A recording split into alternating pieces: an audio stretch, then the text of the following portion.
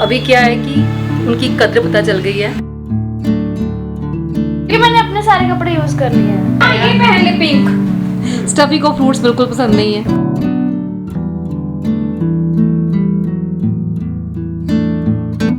सारा दिन मेरे को सिर्फ खाने और पीने का काम होता है। तो आज जो मैंने लिखा मैं आपके साथ शेयर करती हूँ, ताकि एक्सट्रीम पेन लेने के बाद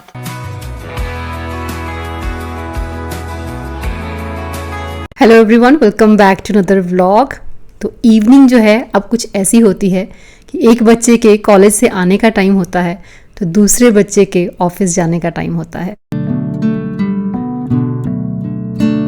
हिमाचल से तकरीबन रोज़ ही फ़ोन आता है कि बहुत बारिश हो रही है। हमारे यहाँ तो होती नहीं, पंजाब में पता नहीं क्यों इस बार बारिश ही नहीं हो रही है। बट अभी बारिश होके हटी है, जस्ट बहुत अच्छा मौसम है। तो मेरा मन किया कि मैं सीधी बालकनी में आके खड़ी हो जाऊँ। थोड़ी सी हवा जो है वो ठंडी हो जाती है जब बारिश होती है। आजकल मैं कोई पौधा भी बर्बाद नहीं कर रही हूँ। शिफ्टिंग के दौरान मेरे काफ़ी सारे जो प्लांट्स थे वो ख़राब हो गए थे, काफ़ी बर्बादी हुई मेरे पौधों की, टूटे फूटे भी काफ़ी। तो अभी क्या है कि उनकी कद्र पता चल गई है। मैं अभी कोई भी पौधा, इवन की बेल भी मैं कोई जो पानी में डाल देती हूँ, उनकी रूट्स निकल जाती हैं, देन आप उसको किसी प्लांटर में लगा सकते हैं। डिनर के बाद अगर मैं चाहूँ तो कम से कम 1 घंटा भी बालकनी में बैठ सकती हूँ, लेकिन इस टाइम इतना टाइम नहीं होता। तो बस थोड़ी देर ठंडी हवा का आनंद लिया और उसके बाद आगे सीधी किचन में जैस्मिन का टिफ़िन पैक करना होता है। और उसके टिफ़िन में हम ऐसा कुछ भी पैक नहीं कर सकते जो हमने लंच में खाया था, क्योंकि वो लेट नाइट खाती है, उसकी नाइट शिफ्ट होती है, तो उतनी टाइम में वो खराब हो जाता है। तो बस उसके निकलने से जस्ट 1 घंटा पहले ही मैं खाना तैयार करती हूँ और वही खाना हमारे डिनर में भी काम आ जाता है। सूजी की कुछ इडली बनाऊंगी जो वो खा के भी चली जाएगी और हमारे इवनिंग स्नैक में काम आ जाएगी। उसके टिफिन के लिए बना रही हूँ मैं मिलेट डोसा और साथ ही बनाऊंगी रसम। मतलब डोसा के साथ जो हम प्रॉपर सांभर खाते हैं वो नहीं, रसम भी दाल के साथ ही बनती है, लेकिन बहुत इजी है उसे बनाना। दाल को वॉश करके जो पानी निकलता है, मतलब पहली बार में जो पानी निकलता है, उसे किसी बॉटल में फिल कर लेती हूँ। वो पौधों को देने के काम आता है। और दाल मैंने फिर यहाँ पे चढ़ा दी, बस थोड़ा सा नमक डाल के। एक विसल आ जाने के बाद 10 मिनट इसे लो फ्लेम पे और पकाना है। मतलब ये प्रॉपर गल जानी चाहिए। मिलेट डोसा बनाने के लिए मैंने यहाँ पे 1 कप लिटिल मिलेट लिए थे और साथ ही 1/4 कप मैंने यहाँ पे छिलके वाली मूंग ली थी। दाल आप कोई भी ले सकते हो, थोड़ा सा डालते हो उसमें मेथी दाना। तकरीबन 8 घंटे उसे सोक कर लेना है। उसके बाद ग्राइंड करके हम डोसा रेडी करेंगे। डिटेल रेसिपी हम बाद में देखते हैं। तो चलिए अब जैस्मिन के लिए लंच बॉक्स पैक कर लेते हैं। तो जैसा कि मैंने आपको बताया कि मैंने जैस्मिन के टिफिन के लिए मिलेट डोसा और साथ में रसम रेडी की है। नारियल की चटनी इन चीज़ों के साथ मस्त होती है, तो जब इन चीज़ों की तैयारी करती हूँ तो नारियल की चटनी पहले ही बना के फ्रिज में रख देती हूँ। और आजकल ऑफिस के लिए मैं उसे ग्लास टिफिन दे रही हूँ। रीजन मैं आपको बताती हूँ। एक्चुअली प्लास्टिक के लंच बॉक्सेस तो मैंने काफ़ी टाइम पहले ही छोड़ दिए थे। बढ़िया से बढ़िया प्लास्टिक के लंच बॉक्स भी हमें मिल जाते हैं, लेकिन फिर भी एक डर रहता है मन में कि खाना ठंडा करके ही इसमें डालो तभी आप लिड लगा सकते हो। अदरवाइज जो प्लास्टिक है वो कहीं ना कहीं हमारी हेल्थ के लिए बहुत ज़्यादा हार्मफुल होता है। हर घर में आपको कोई ना कोई प्लास्टिक के लंच बॉक्स मिल जाएंगे, लेकिन सच्चाई यही है कि जब भी आप गर्म खाना उनमें डालते हो तो वो पूरी शेप ही चेंज कर लेता है। मतलब उसकी पूरी शेप धीरे धीरे जो है वो बिगड़ना स्टार्ट हो जाती है। तो आप सबको पता है कि विंटर्स में मैं जैस्मिन के लिए hot and fresh stainless insulated lunch box use कर रही थी। इस लंच बॉक्स के साथ मेरा एक्सपीरियंस इतना बढ़िया रहा कि अब मैं ग्लास लंच बॉक्स ट्राई कर रही हूँ। और इस लंच बॉक्स की खास बात यह है कि ये 100% बोरोसिलिकेट ग्लास से बना है। पता है क्यों? क्योंकि बोरोसिलिकेट ग्लासवेयर ही दोनों ठंडा या गर्म टेम्परेचर में सरवाइव कर सकता है। इसमें 350 डिग्री सेल्सियस तक का गर्म खाना आप निश्चिंत होकर पैक कर सकते हैं। आप इसे ओवन या माइक्रोवेव में आराम से रख के गर्म कर सकते हैं, क्योंकि ये माइक्रोवेव सेफ है। इसमें खाना फ्रिज या फ्रीजर में भी इजीली स्टोर हो सकता है। और अगर आप डिश वॉशर यूज करते हैं तो मैं बता दूं कि ये डिश वॉशर सेफ भी है। तो जैसा कि मैंने आज जैस्मिन को रसम डाली है, तो आप देख सकते हैं कि इसकी जो कंसिस्टेंसी होती है कितनी ज़्यादा रनी होती है। बिल्कुल रनी है ये, पर आप देख सकते हैं बिल्कुल भी ये गिरेगा नहीं। तो लीकेज प्रूफ है। आप कुछ भी, कितनी भी लिक्विड चीज़ डाल सकते हैं, कितनी भी तरी वाली जो सब्जी होती है वो डाल सकते हैं, कुछ भी आप डालें वो टिफिन से बाहर नहीं निकलेगी। तो ये लीकेज प्रूफ भी है। प्लास्टिक के जो लंच बॉक्सेस होते हैं उनमें कुछ टाइम के बाद स्क्रैचेस लग जाते हैं जो देखने में बहुत गंदे लगते हैं। काफ़ी बार इनमें स्मेल भी रह जाती है और कलर तो फेड खैर हो ही जाता है। तो ग्लास बॉक्स में आपको ऐसी कोई प्रॉब्लम फेस नहीं करनी पड़ेगी। ये लंच बॉक्स काफी स्टाइलिश भी है, तो जैस्मिन इसे ऑफिस ले जाना काफी ज्यादा पसंद करती है। तो अगर आप भी ढूंढ रहे हैं कोई अच्छा सा लंच बॉक्स तो आप इसे ट्राई कर सकते हैं। लिंक आपको डिस्क्रिप्शन बॉक्स में मिलेगा, तो जरूर ट्राई कीजिएगा। पहले बच्चों के स्कूल से आने का वेट होता था, अब बच्चों के कॉलेज और ऑफिस से आने का वेट होता है। तो टाइम तो खैर पंख लगा के उड़ ही रहा है। बच्चे बड़े जरूर हो गए हैं, but the most beautiful thing is कि आज भी वो घर आकर अपने पूरे दिन का हाल मेरे साथ शेयर करते हैं। बस रोज ऐसे ही चलता है। उदय बस कॉलेज से आता है और जैस्मिन ऑफिस जाने के लिए तैयार होना शुरू हो रही होती है। और ये लड़की कभी भी तैयार होती है ना, नीचे मेरे रूम में जरूर आती है मेरे कपड़े लेने के लिए। और मुझे समझ में नहीं आता कि ऐसा क्यों है कि इसको अपने कपड़ों के अलावा सबके कपड़े पसंद आते हैं। मैंने अपने कपड़े सारे यूज कर लिए। पापा के कपड़े पहनना पसंद है इसको, उदय के कपड़े पहनना पसंद है, मेरे कपड़े पहनना पसंद है। तो तैयार होने के लिए आपको क्यों जरूरत पड़ती है दूसरों की अलमारियों में झांकने की? क्योंकि मैंने अपने सारे कपड़े यूज कर लिए हैं। सारे कपड़े यूज कर लिए? मतलब ऑफिस में हम रिपीट नहीं करते कपड़े? करते हैं कुछ टाइम बाद। आई थिंक अभी मेरे को नया पहनने का मन है। तो मेरे कपड़े भी शायद तो सारे पहन चुकी है। नहीं, मेरे को कोई टी-शर्ट। इसको हर रोज इंस्टाग्राम के लिए एक फोटो क्लिक करनी होती है, जिसके लिए इसको हमेशा नई ड्रेस चाहिए होती है। यार कोई अपना टी-शर्ट दे दे कोई। कोई इसकी टी-शर्ट लंबी बड़ी है भाई। मैंने ना ऐसे एक्सपेरिमेंट करना है वैसे कि मैं इनकी शर्ट पहन के ट्राई करूं, पर अभी नहीं करूंगी। उसके मेरे साथ को जीन्स पहननी पड़ेगी, क्योंकि फिर इतना दुख है इसकी जिंदगी में भाई। मैं लेट हो रही हूँ रेडी होने के लिए, फिर आप बोलोगे मेरे काम नहीं किए, इसलिए पहले दे दो। पापा की अलमारी में से इसको टी शर्ट चाहिए और वो भी पसंद नहीं आती कि ये नहीं तो बहुत ही प्लेन है। तू कह रही है प्लेन नहीं चाहिए, कभी तू कह रही है मेरे को डिजाइन नहीं चाहिए। ये देख, ये सही है ना? इस पे बोर लगा है, कहीं भी पूर्ण नहीं है भाई, बिल्कुल साफ। और साइड पे दाग भी है। दाग? चश्मे पहनो अपने साइड पे, लेफ्ट साइड। ये दाग नहीं है, ये वैसे कुछ लगा हुआ है। वही बोलते हैं, दाग भी बोलते हैं उसे। नहीं, ये साफ हो गया। दाग लगा तो साफ नहीं होता। तो और कोई दे दो। जैस्मिन पापा आएंगे ना तो बोलेंगे मेरी अलमारी किसने खोली है? देना जैस्मिन ने। ब्लू वाली तो नहीं, शायद पहले भी पहनी थी ये वाली। ये प्लेन है पर अच्छी लगती है तेरे को पहननी। नहीं, ये पहन ले पिंक, ये सही लगेगी। मोटी लगूंगी इसमें। पहन के देख ले पहले। उसके बाद सबके कपड़े चाहिए होते हैं इसको। कल अपनी अपनी शर्ट्स निकाल के रखना पापा और तू, मैं उसमें से ट्राई करूंगी। हाँ। आम का मौसम रहे या जाए कोई फर्क नहीं पड़ता इनको आम खाने ही है। इनका पेट जो है वो मेंटेन रहना चाहिए। ना कोई कमी रहनी चाहिए पेट में, ना ज्यादा होना चाहिए, तो ये मेंटेन रखना है। तो आम तो नहीं खाएगा। स्टफी को फ्रूट्स बिल्कुल पसंद नहीं है। तेरे को फ्रूट पसंद नहीं है? स्टफी को सब्जियां पसंद नहीं है।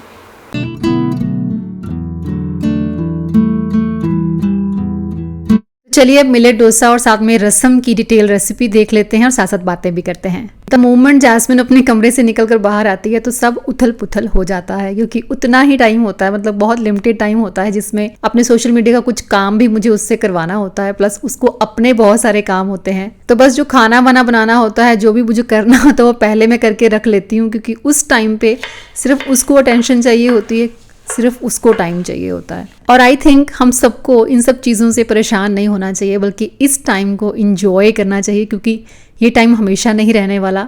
एक टाइम ऐसा आएगा जब हम चाहेंगे कि कोई हमें काम के लिए बोले या हमसे बात करने बैठे, लेकिन तब बच्चे अपनी अपनी लाइफ में इतना बिजी होंगे, तब शायद उन्हें हमारी इतनी ज़रूरत नहीं होगी। तो मैं तो इंजॉय ही करती हूँ इस दौड़ भाग वाली ज़िंदगी को। तो रसम के लिए तड़का रेडी करने से पहले इमली मैंने सोक करके रखी थी कम से कम 2 घंटे पहले। उसका पल्प निकाल लेना है, उसकी गुठलियाँ निकाल के हम फेंक देंगे। तड़का बहुत ही नॉर्मल रेडी करते हैं, जैसे हींग डाला है, राई डाली है, कड़ी पत्ता ज़रूर डालना है। मेरे पास आज था नहीं तो मैंने डाला नहीं। और लहसुन, हरी मिर्च, लाल सूखी मिर्च, साथ में ज़ीरा और धनिया, इन 5 चीज़ों को मैंने थोड़ा कूट लिया था और साथ ही कुछ नारियल का बुरादा भी ऐड किया था। इन सब चीज़ों को डाल देने के बाद हमने प्याज और टमाटर भी ऐड करना है, पकने देना है थोड़ा सा पानी डाल के। तब तक मिलेट्स को ग्राइंड करके उसका बैटर रेडी कर लेना है। और जब हम इसे ग्राइंड करेंगे तो मिलेट्स और दाल के साथ साथ थोड़ा सा लहसुन और साथ में हरी मिर्च भी डालेंगे। पानी हल्का सा डालना है, थोड़ा सा सॉल्ट डाल देंगे। और इधर तड़का हमारा रेडी हो गया, टमाटर वगैरह अच्छे से गल जाएं तो दाल भी रेडी है, तो दाल इसमें डाल देनी है। कुछ भी एक्स्ट्रा करने की ज़रूरत नहीं है, बहुत ही टेस्टी बनती है ये रसम, क्योंकि इमली वगैरह भी इसमें हम ऐड करेंगे और साथ में ऐड करेंगे रसम पाउडर। रसम पाउडर बहुत ही ईजिली मार्केट में मिलता है, आप चाहें तो इसे घर पे भी बना सकते हैं।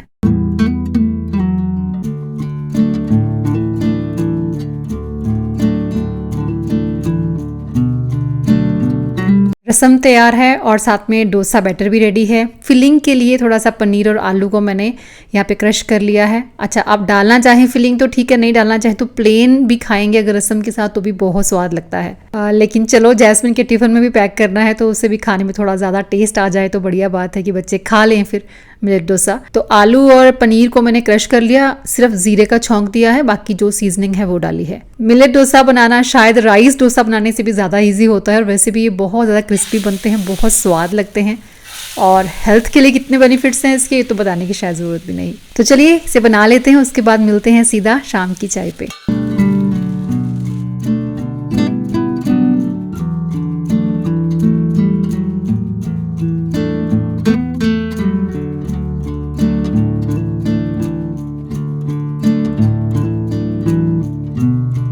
जैस्मिन सुबह 5 बजे आती है और 7:30 के अराउंड आके वो ब्रेकफास्ट करती है अपना। उसके बाद फिर ज़्यादा लंच वगैरह तो करती नहीं है। शाम को बस जैसे अब जाएगी तभी थोड़ा सा कुछ खा के जाएगी, तो वही होता है कि कुछ ऐसा सिंपल सा फटाफट से बना दो जो वो इजीली खा पाए। तो बस सूजी की इडली मैंने बना दी, ये जैसे मैंने बताया कि हमारे इवनिंग चाय में भी काम आ जाएगी और उसके लिए भी हो जाएगा कुछ खाने को। तो वो तो अपना खा पी के निकल जाती है। उसके बाद हमारा चाय का टाइम, तो चाय, मैं अपनी चाय की बात करूँ तो मेरी ग्रीन टी होगी और कुलदीप जी और मम्मा लेंगे अपनी नॉर्मल वाली चाय।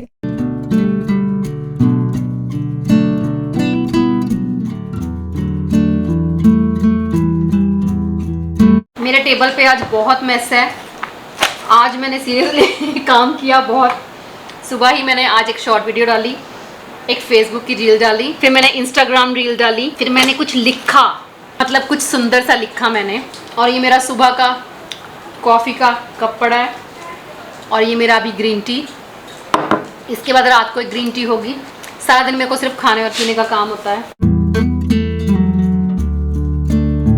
तो डिनर हमारा ऑलमोस्ट रेडी था, हमने बस डोसा बनाया और डिनर भी कर लिया। डिनर के बाद ग्रीन टी मस्ट है मेरी, और बस बैठ के अब जर्नल लिखूंगी, जो best part of the day कह सकते हैं आप। मतलब पूरा दिन जो आपके दिमाग में आपकी सोच के घोड़े दौड़ते हैं उनको कागज़ पे बिठा देना। आप लोग बहुत बार मुझसे कहते हैं कि मैं शेयर करूं आपके साथ कि क्या लिखती हूं मैं जर्नल में। तो देखो, बात ऐसी है कि कोई भी अपना पार्ट वो शेयर नहीं करता है कि जर्नल में उन्होंने क्या लिखा, क्योंकि ये चीज़ें बहुत पर्सनल होती हैं।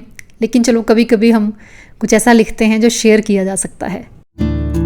पिछले 4-5 साल से मैं अपना जर्नल लिख रही हूँ और मुझे याद है तकरीबन, अगर मैं 5 साल पहले की बात करूँ तो मैं क्या लिखा करती थी। मुझे एक्चुअल में पता नहीं था कि जर्नल लिखा कैसे जाता है। बस इतना पता था कि अच्छी स्टार्टिंग करनी है, कुछ नया सीखना है, कुछ नया करना है, ताकि मैं अपने आप में इम्प्रूवमेंट ला सकूं, मैं अपनी गलतियों को देख सकूं, मैं अपनी नेगेटिविटी को वॉच कर सकूं, ताकि मैं उस नेगेटिविटी को पॉजिटिविटी में चेंज कर पाऊं। तो मुझे ऐसा फील हो रहा था कि शायद जर्नल लिखना ही एक ऐसा वे है जहाँ से हम अपने आप को इम्प्रूव कर सकते हैं, अपनी ग्रोथ में पार्टिसिपेशन दे सकते हैं। प्रॉपर पता नहीं था, जितना फाइंड आउट करने की कोशिश की, फिर कुछ अपना दिमाग लगाया, लिखना स्टार्ट किया। स्टार्टिंग में बस उतना ही लिखती थी कि आज ये हुआ, आज ये किया, इतने टाइम फ्रेम के अंदर मैंने आज लॉन्ड्री का काम खत्म किया, आज मैंने इतने टाइम फ्रेम में जो मार्केट के काम थे वो खत्म किए, इतना मैंने कुकिंग किया, आज मैंने ये किया। मतलब जो भी मेरे काम होते थे मैं उनको गिनाती थी। धीरे धीरे मैं उसमें इमोशनल टच लाने लगी, जो फील करती थी वो लिखना स्टार्ट किया। किसी ने कुछ गलत बात बोल दी, किसी ने कुछ मुझे अप्रिशिएट किया, मतलब हर वो खुशी, हर वो गमी वाली चीज़ें, सारी चीज़ों को मेंशन करना मैंने स्टार्ट किया। पूरे वीक का एक बार एनालाइज करती थी कि मैंने पूरे वीक में ज़्यादा किन टॉपिक्स पे लिखा है, मैंने ज़्यादा नेगेटिविटी को कैच किया है या मैं ज़्यादा पॉजिटिविटी की तरफ जा रही हूँ।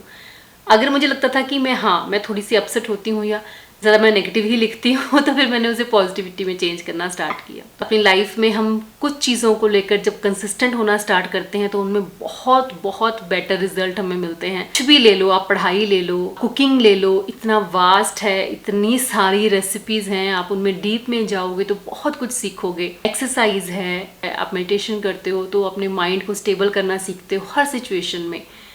हाँ, इंसान इमोशनल है, इमोशनल होना एक बहुत अच्छी बात है। एक्चुअल में इंसान, जो इमोशनल इंसान होते हैं वो थोड़े अच्छे इंसानों की कैटेगरी में माने जाते हैं। बहुत ज़्यादा प्रैक्टिकल होना सही माना नहीं जाता, बट ठीक है, आज जो जैसा है बहुत बढ़िया है। मोस्टली अपना जर्नल मैं कभी किसी को दिखाती नहीं हूँ, लेकिन आज मैं आपको पैटर्न बताऊँगी कि उस 5 साल पहले के जर्नल में और आज के जर्नल में जो है वो क्या डिफरेंस है। धीरे धीरे धीरे धीरे आप अपने आप को इतना अपडेट करने लगते हो कि आपके मन में जो थॉट्स आते हैं वो इतने सही होते हैं, इतने मोटिवेटेड होते हैं कि कई बार अपने ही थॉट्स को रीड कर कर ही आप मोटिवेट हो जाते हो। आप ऐसी सिचुएशन में हो जहाँ पे आपको लगता है कि आपका ब्रेकडाउन हो रहा है या आप अच्छा फील नहीं कर रहे हो, लेकिन जब अपने ही लिखे हुए थॉट्स को आप रीड करते हो तो आपको एक इंस्पिरेशन मिलती है, एक मोटिवेशन मिलती है कि नहीं, मुझे इन सब चीज़ों में नहीं जाना, मुझे कुछ और बेटर करना है, कुछ अच्छा करना है। तो आज मैंने अभी अपना जर्नल लिख के ख़त्म किया है। This is very important part of my day. अपनी ग्रीन टी के साथ मैं अपना जर्नल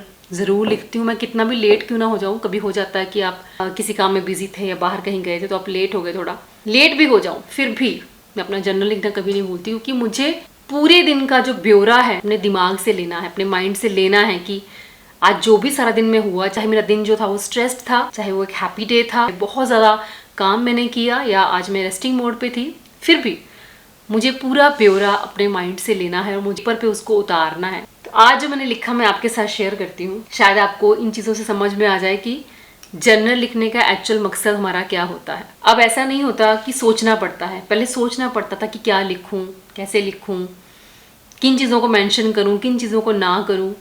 पहले इस तरह होता था, अब ऐसे नहीं होता। अब जो दिमाग में आ रहा है, जो चीज़ परेशान कर रही है या जो चीज़ खुशी दे रही है, जो काम आपको करने हैं, एनीथिंग, नोटबुक लेकर पेन लेकर लिखने बैठे हो और जो भी थॉट्स आपके माइंड में आ रहे हैं वो नेगेटिव है पॉजिटिव है डजेंट मैटर, बस आप लिखने बैठे हो और आप लिख रहे हो बिना ये सोचे हुए कि आप ऐसा क्यों लिख रहे हो, बिना ये सोचे हुए अगर कोई इंसान इसको पढ़ लेगा तो आपके बारे में क्या सोचेगा। इन चीज़ों से आप बहुत बहुत ऊपर उठ जाते हो। आपको फ़र्क नहीं पड़ता कि कल को आप अगर खुद रीड करोगे तो क्या सोचोगे या कोई और रीड करेगा तो क्या सोचेगा। इट मीन्स कि आप अपने साथ ही ऑनेस्ट नहीं हो रहे हो। शुगर कोट करके जब हम झूठ बोलते हैं, दूसरों से बोलते हैं, कई बार बोलते हैं, लेकिन अपने साथ नहीं। Be honest with you, at least be honest with you. तो आज जो लिखा है let me share with you. अगर इंसान की हर एक कोशिश कामयाब होती रहे, वो हर वो चीज़ हासिल करता रहे जिसे वो पाना चाहता है, तो शायद उसमें गुरूर इतना आ जाएगा कि वो खुद को इंसान नहीं भगवान समझने लगेगा। इसीलिए कुदरत चाहती है कि हम ज़मीन से इन टच रहें। हम सिर्फ किताबों से नहीं, असल ज़िंदगी से सबक सीखें। इसीलिए वो ऐसे लोग या ऐसी सिचुएशंस हमारे सामने लाकर खड़ा कर देती है जो हमें रियल लाइफ के बहुत करीब रखते हैं। वो तुम्हें ये एहसास करवाती है कि सिर्फ मिलना ही नहीं, बिछड़ना भी इसी ज़िंदगी का एक हिस्सा है, ताकि एक्सट्रीम पेन लेने के बाद तुम फिर से तैयार हो सको किसी और से बिछड़ने के लिए। लव यू ज़िंदगी, तुम जैसी भी हो बहुत खूबसूरत हो और मैं बहुत ब्लेस्ड हूँ। शुक्राना करना, ग्रेटिट्यूड। पता नहीं, कई बार हम सोचते सोचते बहुत डीप भी चले जाते हैं और चले भी जाना चाहिए। हम सोच पाएँ कि हम यहाँ पे क्यों हैं, हम किन छोटी छोटी बातों को लेकर परेशान होते रहते हैं, इतना बॉदर करते हैं, कितना अटैच हो जाते हैं हम। तो बहुत सारी चीज़ें हैं। कभी सोचो और कभी कुछ अच्छा सोच पाओ, कुछ अच्छे थॉट माइंड में आए तो उसे लिखना मत भूलो। देखो, लिखना एक मतलब, मैं ये नहीं कहती कि मैं शुरू से लिख रही थी, मैं शुरू से पढ़ रही थी। आप जब ज़िंदगी में बहुत सारी चीज़ों के एक्सपीरियंस करते हो तो आपका मन करता है और भी ज़्यादा चीज़ों को एक्सपीरियंस करने का। तो वो एक्सपीरियंस आपको करवाती हैं किताबें या राइटिंग, जो आप लिखते हो, जो आप पढ़ते हो। तो अपनी असल ज़िंदगी में एक्सपीरियंस करने के साथ साथ आप इन सब चीज़ों से भी बहुत कुछ सीखते हो। चीज़ सीखी हुई जो है वो हमेशा आपके दिमाग में नहीं रह सकती, इसलिए पढ़कर फिर हम लिखते भी हैं। जो आपने एक्सपीरियंस किया अपनी लाइफ से या आपने किसी और की लाइफ का एक्सपीरियंस आपने रीड किया, उसे लिखना होता है। तो मैं तो यही हमेशा कहती हूँ कि जर्नल ज़रूर लिखो। जर्नल लिखने से आपके अंदर बहुत सारे चेंजेस आएंगे। देखना, मतलब आप बेफालतू की चीज़ों को, बेफालतू की बातों को, बेफालतू के झगड़ों को, छोटी छोटी जो ऐसे चीज़ें आज आपको बॉदर करती हैं, किसी ने कुछ कह दिया, किसी ने मेरे बारे में क्या सोचा होगा, ये चीज़ें इतनी बेमानी लगने लगेंगी, आपको फ़र्क ही नहीं पड़ेगा कि कोई क्या सोच रहा है, कोई क्या कह रहा है। आप एफर्ट लगाना ही बंद कर दोगे, एटलीस्ट दूसरों के लिए, दूसरों को खुश करने के लिए, या दूसरों को, मतलब फ़र्क ही नहीं पड़ेगा, सीरियसली फ़र्क नहीं पड़ेगा होगा। तो राइट जर्नल खुद की अवेयरनेस के लिए। तो आज मैंने देखो, इंसान जिस सिचुएशन में होता है या जैसी चीज़ें उसके सामने आती हैं वो रोज़ सीखता है, रोज़ मैं ये नहीं कह रही कि कल को मेरी लाइफ में कोई एक्सट्रीम लेवल की सिचुएशन आ जाएगी तो मुझे फ़र्क नहीं पड़ेगा। ऐसी सिचुएशंस आती हैं, वैसा ही आप सीखते हो और सीखते हो और ज़्यादा सीखते हो। और ये सीखना जो है वो टिल एंड, मरते दम तक ख़त्म नहीं होना चाहिए और होता भी नहीं है। सो कभी भी अपने आप को ये मत सोचो कि आपने बहुत कुछ सीख लिया है, आप बिल्कुल परफेक्ट हो। नहीं, जब भी जिस मोमेंट आप ये सोचोगे कि आप परफेक्ट हो, जिस मोमेंट आप ये सोचोगे कि आप में बहुत स्टेबिलिटी आ गई है, जिस मोमेंट आप ये सोचोगे कि आप बहुत इंटेलिजेंट हो, उसी मोमेंट ये जो कुदरत है, ये नेचर है, आपके सामने लाकर कुछ ऐसा खड़ा कर देगी, ऐसा डिफरेंट खड़ा कर देगी कि आपको लगेगा कि ओ माय गॉड, ये तो मैंने कभी एक्सपीरियंस किया ही नहीं था। और आपको देखना वो हर चीज़ का एक्सपीरियंस करवाएगी। चलिए अब विदा लेती हूँ, मिलूंगी आपसे नेक्स्ट वीडियो में। Till then bye bye, take care and stay healthy.